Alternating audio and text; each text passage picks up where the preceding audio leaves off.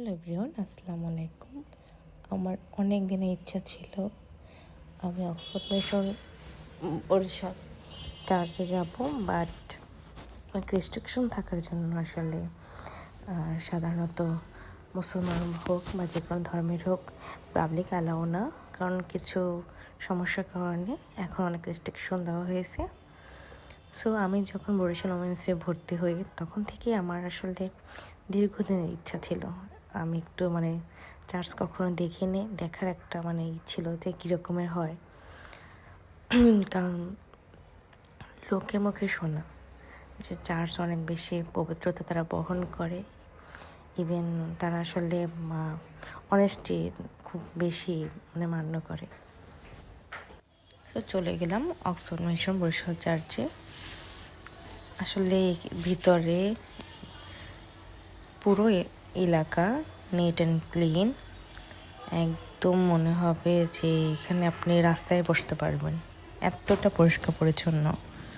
So আমরা চার্চের বাহিরে কতক্ষণ ছবি তুললাম, ভিডিও করলাম, এরপরে চলে গেলাম চার্চের ভিতরের অংশে।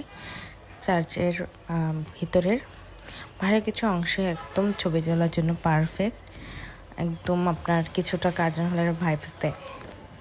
আমার কাছে বেশ ভালোই লাগছে।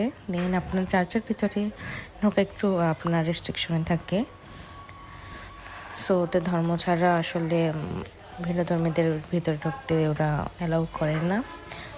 সো আমরা আসলে এর ভিতরে ঢুকে দেখলাম ওদের এখানে ফাদার্স আছে যে এটি দেখাশোনা করে।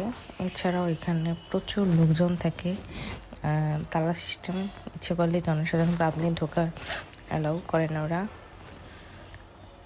আর আমার কাছে একটা জিনিস খুব ভালো লাগছে, এখানে এত পরিমাণে ডিসিপ্লিন, চারপাশটা একদম ফুল দিয়ে ভরা, আর আপনি প্রতিটা কর্নার ওরা আসলে খুব সুন্দর করে আসলে ওদের সংস্কৃতিটা বহন করছে। আর এটা হচ্ছে এশিয়া মহাদেশের দ্বিতীয় বৃহৎ চার্চ, অনেক বছরের পুরানো, 100 বছর পুরানো একটি চার্চ, কিন্তু এমনভাবে ক্রিয়েট করছে যেটা বোঝার মতো নেই।